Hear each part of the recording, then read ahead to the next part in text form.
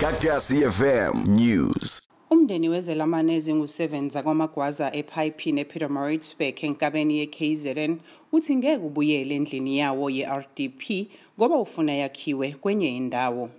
Engxoxweni nomkhandlu wenkosi uNtsikayezwe Zondi ebanjelwe enkantolo yenkosi, iGagasi FM lithole ukuthi umndeni wakwamagwaza owake wasibikela ukuthi waphucwa indlu owakhelwa yona ushaya phansi ngonyawo uthi awuyifuni lendlu oyakhelwe endaweni yakwaMpumuza.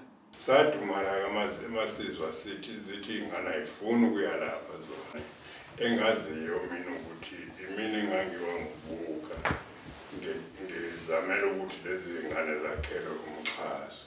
Oyilungu lomndeni ophila nokukhubazeka uNhlonipho Magwaza uthi lendlu ye-RDP abayakhelwe akuyona lena ababethenjiswe yona nguMishek Hadebe ngo-2009 ngesikhathi sangungqongqoshe wezokuthuthukiswa komphakathi.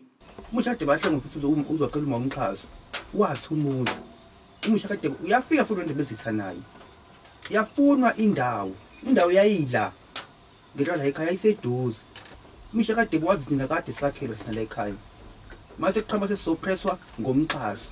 Abantwana laba amagwaza indlu bake bahlala kuyona kwayibona abayishiyayo kwabangela ethi induna umthalane indlu agcine senike umama lo sehlala kuyona.